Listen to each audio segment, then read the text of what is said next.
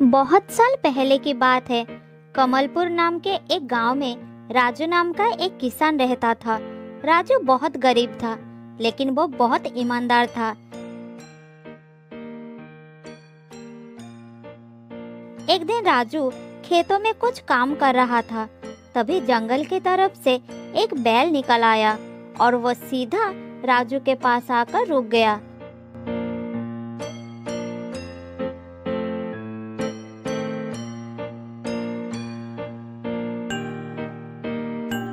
राजू ने चारों तरफ देखा, मगर उसे कोई आदमी नजर नहीं आया। अरे ये क्या? ये किसका बैल है? इसका मालिक तो कहीं दिख ही नहीं रहा। इधर शाम भी होने वाली है। मैं एक काम करता हूँ, इसे अपना घर ले चलता हूँ। मुझे लगता है ये काफी भूखा भी है।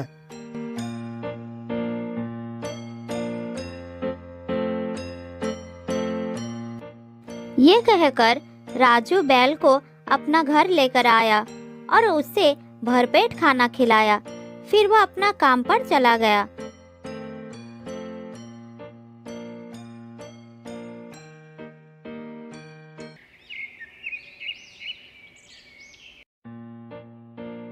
ऐसे ही कुछ दिन बीत गया, लेकिन बैल को उसका मालिक लेने नहीं आया।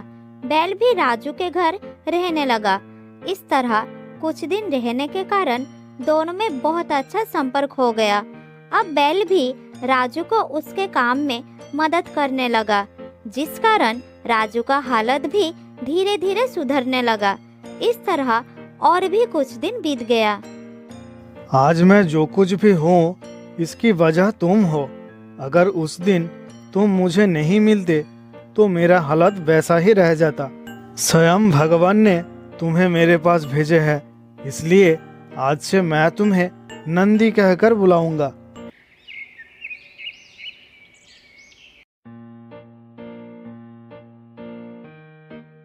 नंदी हमेशा आजाद रहना पसंद करता था, इसीलिए राजू ने उसको कोई भी रस्सी नहीं लगाया था।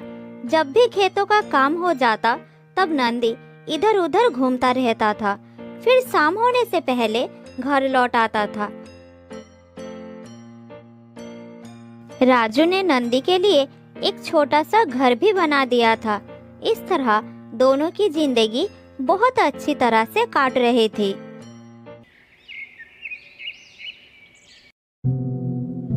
लेकिन नंदी की किस्मत में ये खुशी ज्यादा दिनों तक नहीं रही। एक दिन अचानक राजू की मृत्यु हो जाती है, जिसके कारण नंदी बहुत दुखी हो जाता है और वो अपने मालिक के मृत शरीर के पास खड़ा होकर रोने लगता है। उसे नहीं पता कि अब क्या करना चाहिए, क्योंकि राजू के घर में उसकी देखभाल करने वाला कोई नहीं था। इसीलिए उसने मन ही मन सोचा कि जब उसका मालिक ही जीवित नहीं रहा तो वो यहाँ रहकर क्या करेगा। फिर वो बहुत दुखी होकर जंगल की तरफ चला गया।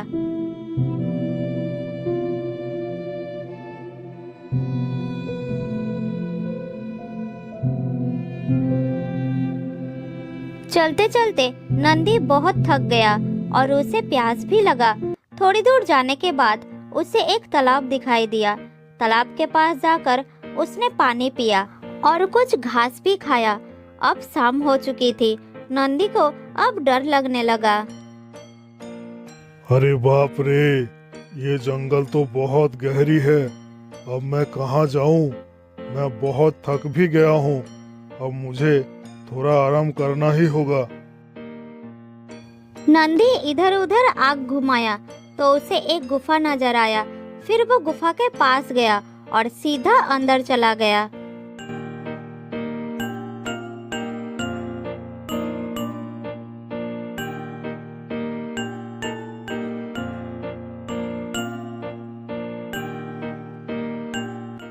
अरे वाह, ये गुफा तो बहुत अच्छा है।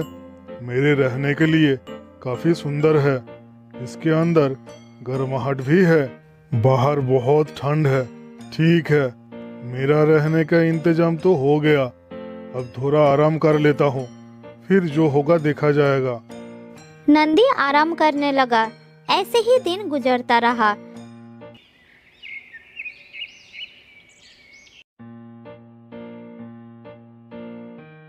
नंदी रोज सुबह गुफा से निकलकर तालाब के पास जाता, पूरे दिन हरी हरी घास खाता, फिर पानी पीकर शाम होने से पहले गुफा में लौट आता।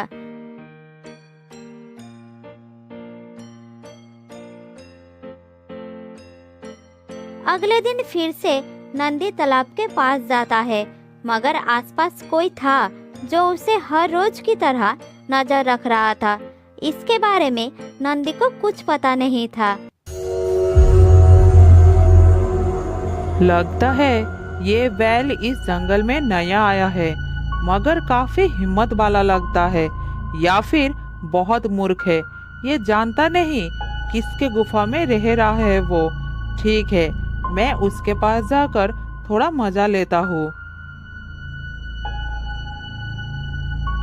सियार फिर बैल के पास गया और बोलने लगा, क्या भाई, लगता है तुम इस जंगल में नए आए हो।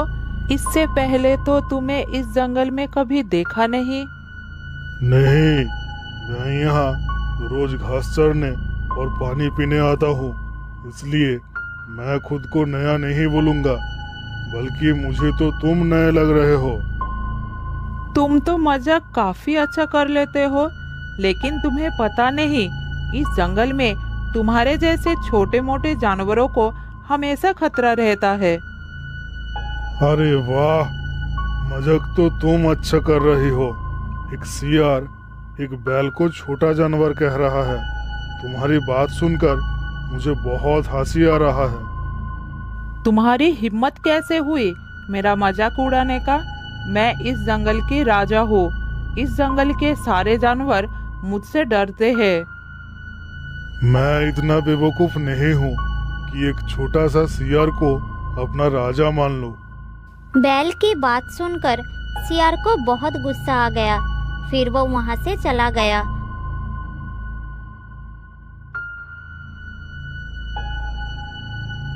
इधर नंदी भी गुफा के तरफ चलना शुरू किया। गुफा के अंदर जाकर नंदी सोचने लगा कि इस गुफा में उसे और भी ज्यादा सावधान रहना होगा।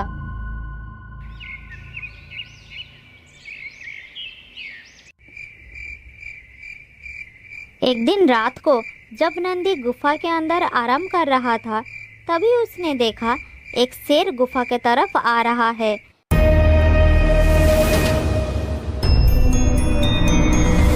शेर को देखकर नंदी डर के मारे कांपने लगा। अरे बाप रे, ये शेर तो गुफा की तरफ ही आ रहा है। लगता है ये गुफा शेर का ही है। आज तो शेर मुझे मारकर खा जाएगा। अब मैं क्या करूं? कहाँ जाऊं? इधर शेर गुफा के बाहर आकर रुक गया। इधर गुफा के अंदर डर के मारे नंदी का सांस फूलने लगा। फिर वह मन ही मन बोला, अरे, अगर मैं ऐसा ही डरता रहा तो शेर अंदर आकर मुझे खा जाएगा। मेरे लिए एक फायदे की बात है कि शेर मुझे बाहर से नहीं देख सकता, मगर मैं शेर को देख सकता हूँ। मेरे दिमाग में एक उपाय आया है, एक बार कोशिश करके देखता हूँ। नंदी ने खुद को शांत किया और जोर जोर से बोला, अरे भाई, देखो, शेर आ रहा है। आज तो भर पेट खाना मिलेगा। देखो देखो, कितना मोटा शेर है। अरे भाई, जरा धीरे बोलो, नहीं तो शेर सुन लेगा और वो भाग जाएगा। नहीं नहीं, ऐसा मत बोलो भाई। अगर वो भाग गया तो हमें भूखा ही रहना होगा। ये सब बात सुनकर शेर बाहर ही खड़ा रहा। अंदर जाने का हिम्मत वो नहीं कर पाया।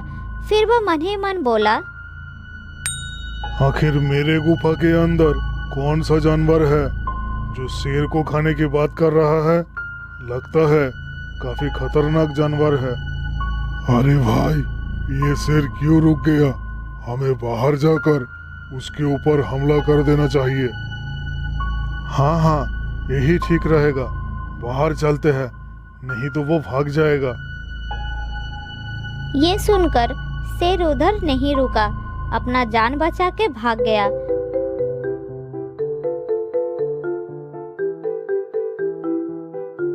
इधर शेर को भागते हुए उस शेर ने देख लिया। फिर वो इसके कारण जानने के लिए उसे रोकता है। फिर पूछने लगा, अरे शेर भैया, ऐसे भाग क्यों रहे हो? क्या हो गया आपको? अरे सियार भाई, अपना जान बचाने के लिए भाग रहा हूँ, और थोड़ी देर मैं उधर रुकता तो वो मुझे पकड़कर खा जाते। किसकी इतनी हिम्मत है जो आपको पकड़कर खा लेता? क्या हुआ है, जरा मुझे बताइए। सियार भाई, मेरे गुफा के अंदर 2 खतरनाक जानवर है। वो दोनों मुझे खाने के लिए इंतजार कर रहे थे, और दोनों की बात मैंने अपने कानों से सुना है। लगता है आप पागल हो गए हो। अरे शेर भैया, उधर कोई खतरनाक जानवर नहीं है, वहाँ एक बैल रहता है, उसी ने आपको उल्लू बनाया है। क्या तुम सच बोल रही हो? मुझे तो ऐसा नहीं लगता। क्या इसमें तुम्हारी कोई चाल तो नहीं है मुझे मरवाने के लिए? अगर ऐसा हुआ तो मैं तुम्हें खा जाऊंगा। नहीं शेर भैया, मैं सच बोल रहा हूँ। आपको झूठ बोलूं, इतनी हिम्मत मुझ में नहीं है। मैं इस बैल को अच्छी तरह से जानता हूँ। वो आपकी अनुपस्थिति का फायदा उठाकर कुछ ही दिनों से वहाँ रह रहा है। उसने मेरे साथ बुरा व्यवहार भी किया है। जैसे तैसे करके सियार ने शेर को मना लिया। फिर दोनों गुफा की तरफ चलना शुरू कर दिए। इधर नंदी ने शेर को सियार के साथ आता देखकर सब कुछ समझ गया, और जैसे ही दोनों गुफा के पास आए तो फिर से उसने बोला, अरे ओ बेवकूफ सियार, तुमने तो कहा था कि तुम 2 शेर पकड़ कर लाओगे, लेकिन तुमने तो एक ही शेर को लाए हो। क्या इस जंगल में और शेर नहीं है? एक शेर से हमारा पेट नहीं भरेगा। अब बाहर खड़ा होकर क्या कर रहे हो? उसे अंदर लेकर आओ। ये बात सुनकर शेर और भी डर गया। फिर गुस्से भरी आंखों से सियार की तरफ देखा और बोला, धोखेबाज, तो ये सब तेरी चाल है मुझे मारवाने के लिए। आज तो मैं तुझे नहीं छोड़ूंगा, तुझे खाकर ही दम लूंगा। शेर की गुस्सा देखकर सियार बहुत डर गया और वो भागने लगा। सियार को भागते देखकर शेर भी उसके पीछे भागने लगा।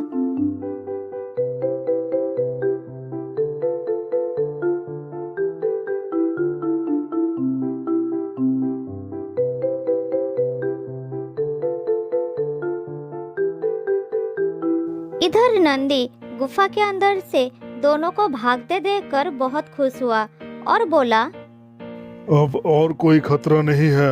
आज से मैं इस गुफा में आराम से रह सकता हूँ। शेर अब कभी भी इस गुफा की तरफ नहीं आएगा। उस दिन के बाद से नंदी उस गुफा में आराम से रहने लगे और शेर भूलकर भी उस गुफा की तरफ मुड़कर नहीं देखा।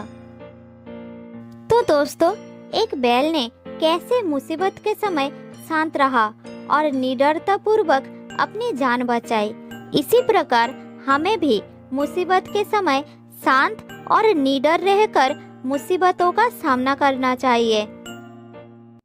बहुत साल पहले की बात है।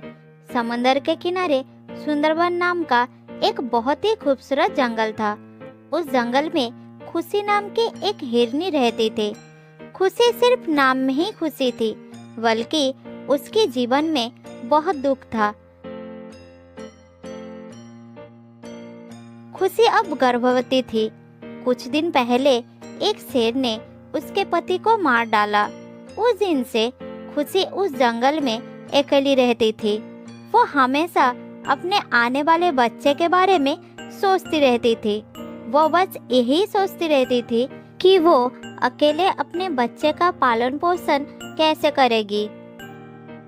हे भगवान, मेरा बच्चा इस दुख भरे जीवन में आने वाला है। तुम हमेशा उसे सभी खतरों से रक्षा करना। मुझे तुमसे और कुछ नहीं चाहिए। मैं अपना बाकी जीवन अपने बच्चे के साथ शांति से बिताना चाहती हूँ।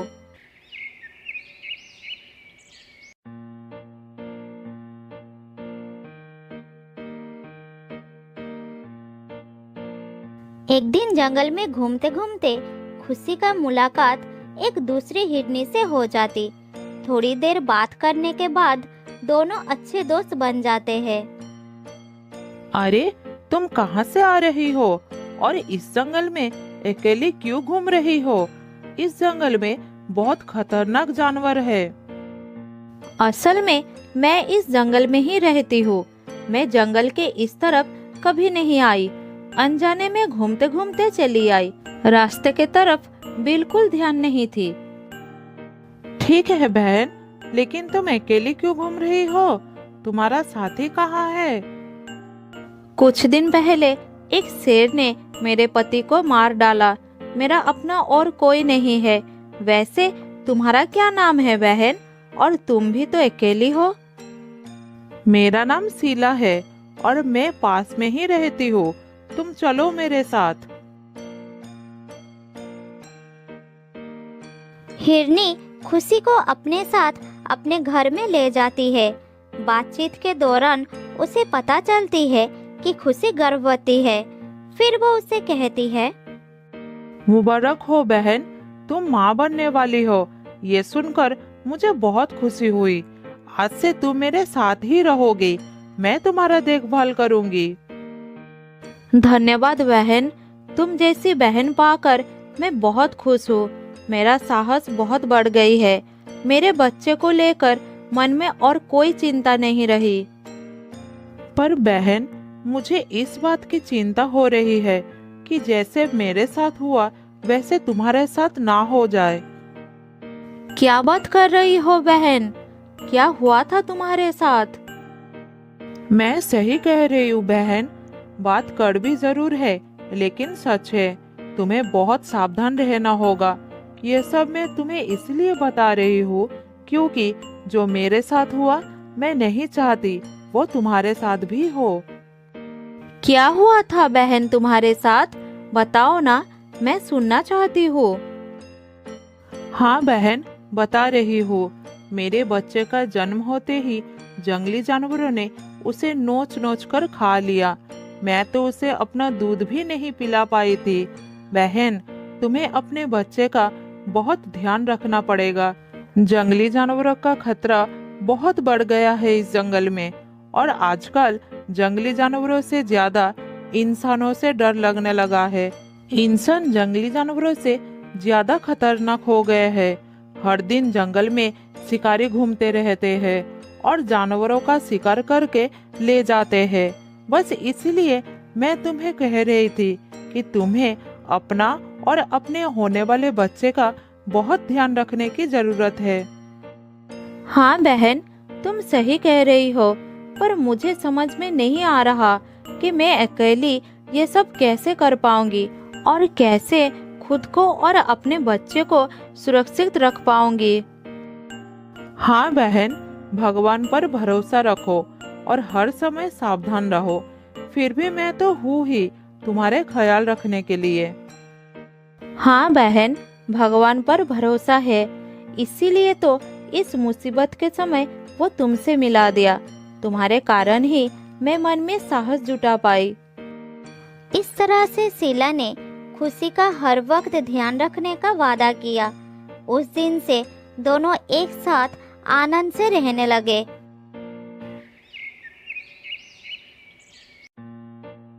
एक दिन शीला खाना ढूंढने के लिए जंगल में जाने की सोचती है। फिर वो खुशी से कहती है, बहन, घर में खाने का कुछ नहीं है।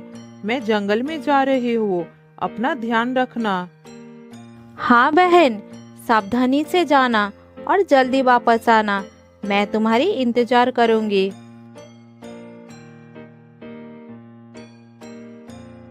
फिर शीला ने खाना ढूंढने के लिए जंगल में चली जाती है और खुशी अपनी सहेली का वापस आने का इंतजार करने लगी।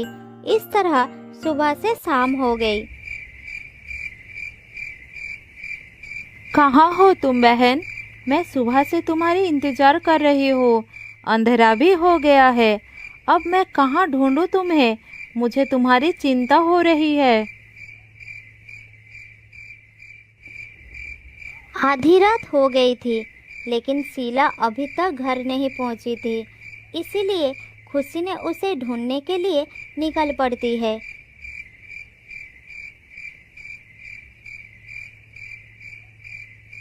शीला को ढूंढते ढूंढते वो जंगल से बहुत दूर निकल गई थी। चलते चलते वो बहुत थक गई थी। थकावट के कारण वो चल भी नहीं पा रही थी। फिर वो एक पेड़ के नीचे बैठकर आराम करने लगती है। दूर से जंगली जानवरों का आवाज़ सुनाई देती है।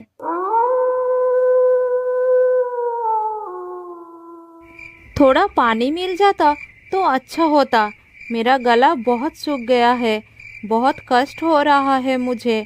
डर भी लग रही है। जंगली जानवरों का आवाज़ सुनाई दे रहा है। कहाँ हो तुम बहन? जल्दी वापस आओ। मुझे बहुत घबराहट हो रही है। कहीं वो किसी मुसीबत में तो नहीं फंस गई? हे भगवान, उसकी रक्षा करना। अरे, ये अचानक से मुझे क्या हो रहा है? पेट में इतना तेज दर्द क्यों हो रहा है? अचानक से आधी रात में खुशी को पेट में दर्द होने लगता है और अब वो समझ गई थी कि उसके प्रसव का समय आ गया है। हे भगवान, अब मैं क्या करूं? मेरे बच्चे का आने का समय आ गया है। मुझे पेट में बहुत दर्द हो रहा है और मैं अपने घर से इतनी दूर हूँ। कहाँ जाऊँ? क्या करूँ? और मेरी बहन जैसी सहेली भी मेरे साथ नहीं है। मुझे तो कुछ समझ में नहीं आ रहा है। मैं क्या करूँ? कोई रास्ता दिखाओ मुझे भगवान। तभी अचानक से जंगल में खूब तेज हवा चलने लगती है। बहुत तेज तूफान आने लगता है। फिर अचानक जंगल में आग लग जाता है और वो आग इतनी फैल जाती है कि भयानक रूप ले लेती है। अब हिरनी को अपने आप से बचाना मुश्किल हो गया था। उसे साथ में ये भी चिंता थी कि वो खुद को और अपने बच्चे को कैसे बचाए, उसे कैसे जन्म दे।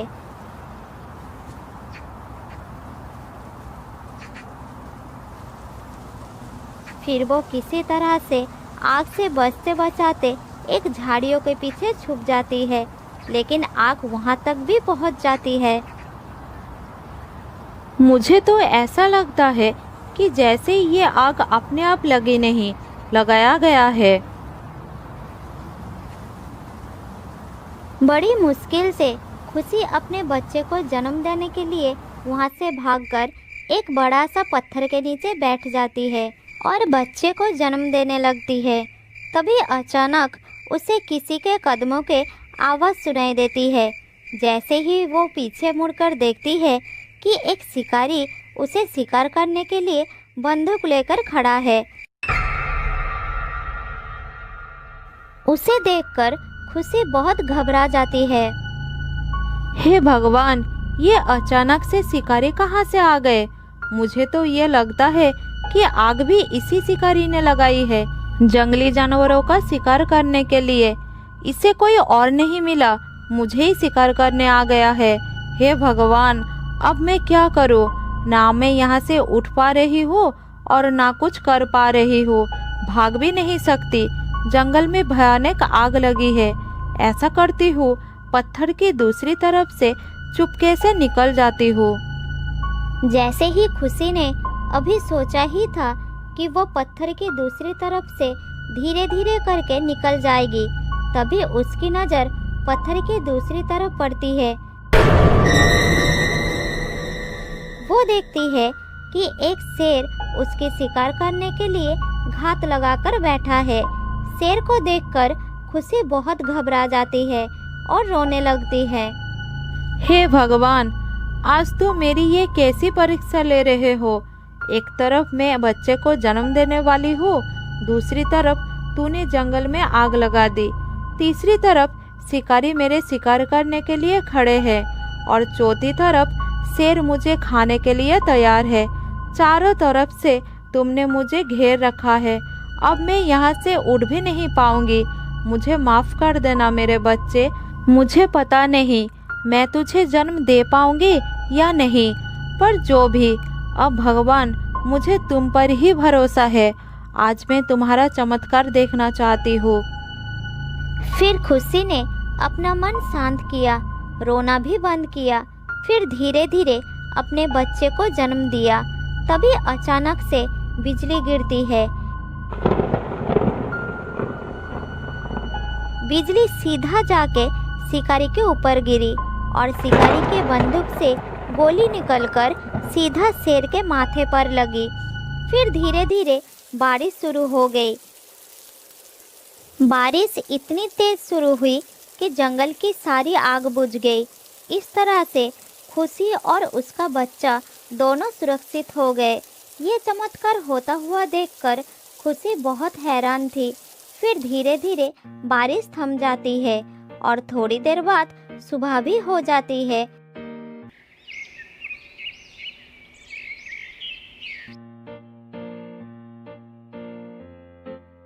अगले दिन सुबह शीला अपने सहेली को ढूंढती हुई वहां पहुंच जाती है। अरे, तुमने तो बच्चे को जन्म दे दिया। बहुत प्यारा है तुम्हारा बच्चा। मुझे माफ कर दो बहन।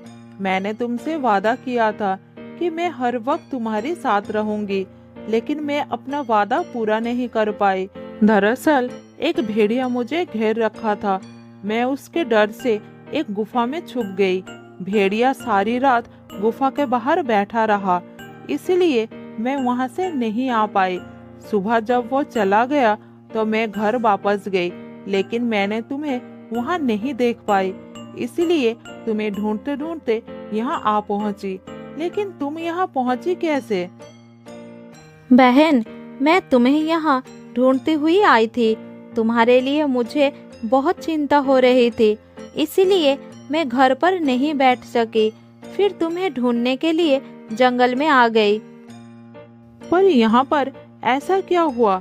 ऐसा लग रहा है जैसे यहाँ पर कोई बहुत बड़ी घटना घटी हो और उसके बाद पूरा जंगल शांत पड़ा हो। कुछ नहीं बहन, कभी कभी भगवान हमारी परीक्षा लेते हैं और कभी कभी हमारे बुरे से बुरा समय आ सकता है, पर हमें हिम्मत नहीं हारनी चाहिए, धैर्य रखनी चाहिए, भगवान पर अपनी आस्था बनाकर रखना चाहिए। हमें भगवान पर पूरा भरोसा होना चाहिए। भगवान अपनी भक्तों की जरूर सुनते हैं और उन्हें हर परेशानी से बाहर निकालते हैं, जिस तरह से उन्होंने आज मुझे निकाला है। तुम सही कह रही हो। चलो